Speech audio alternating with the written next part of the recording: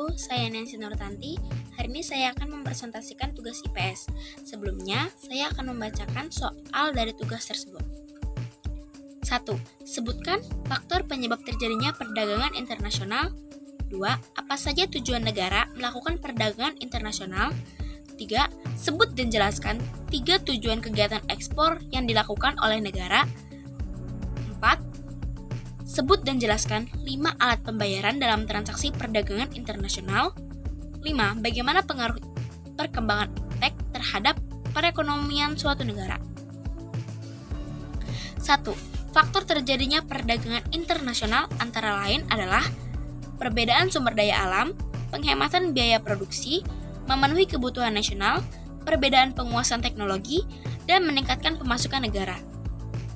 2. Tujuan negara melakukan perdagangan internasional adalah untuk mendukung perdamaian dunia, pemerataan ekonomi antar negara, percepatan pertumbuhan ekonomi, mencukupi kebutuhan dalam negeri, dan mendorong produksi dalam negeri. 3. 3 tujuan kegiatan ekspor. 1. Mengendalikan harga produk. Sebuah negara yang melakukan kegiatan ekspor mampu memanfaatkan kapasitas yang berlebih pada suatu produk. Dengan begitu, negara tersebut dinilai mampu mengendalikan harga produk ekspor yang terjadi di negaranya.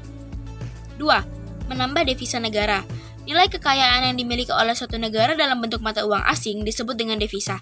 Adanya kegiatan ekspor bermanfaat untuk membuka peluang baru di luar negeri. Peluang tersebut akan menumbuhkan perluasan pasar domestik, investasi, dan devisa pada suatu negara. 3. Memperbanyak lapangan pekerjaan. Secara tidak langsung, kegiatan yang dilakukan akan membuat adanya lapangan pekerjaan baru. Dengan begitu, kegiatan ekspor juga turut menekan angka pengangguran. Selain itu, pertumbuhan ekspor di suatu negara akan memunculkan lapangan pekerjaan yang menyebabkan turunnya angka kemiskinan. 4. Alat pembayaran dalam transaksi perdagangan internasional. 1. Cash payment atau pembayaran tunai. Pembayaran secara tunai, cash, biasa dilakukan oleh eksportir yang belum mengenal tentang importir atau kurang percaya akan bonafaditas importir.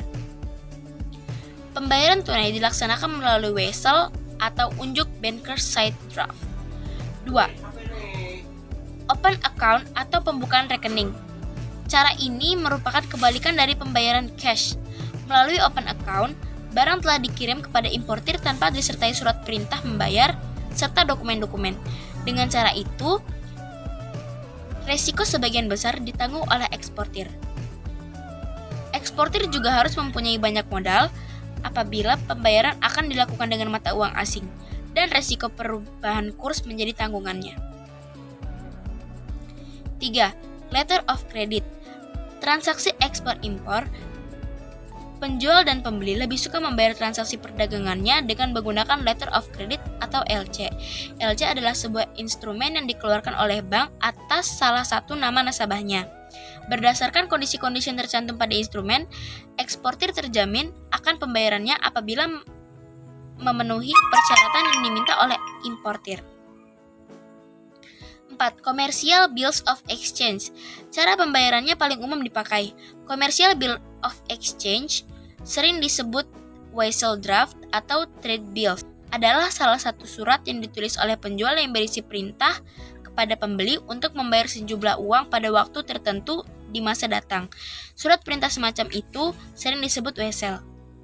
5. Konsinyasi atau consignment.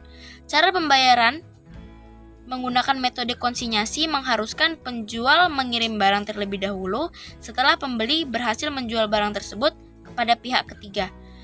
Metode konsinyasi sangatlah berisiko karena kemungkinan terjadi kelalaian pembeli dalam membayar kewajibannya. Untuk mengurangi risiko, eksportir dapat menggunakan jasa bank dalam pengiriman dokumen penagihan dan bonded warehouse untuk menetapkan barangnya. 5. Pengaruh perkembangan iptek. Teknologi informasi sangat berpengaruh terhadap perekonomian suatu negara. Semakin tinggi perkembangan teknologi informasi di negara tersebut, maka semakin tinggi pula pertumbuhan ekonominya. Hal ini disebabkan teknologi membawa banyak manfaat untuk mempermudah berbagai aktivitas manusia. Selain itu, ada banyak inovasi canggih yang dapat diciptakan untuk memperlancar kegiatan perdagangan. Dengan begitu, tingkat perekonomian pun bisa semakin meningkat. Sekian presentasi dari saya. Wassalamualaikum warahmatullahi wabarakatuh.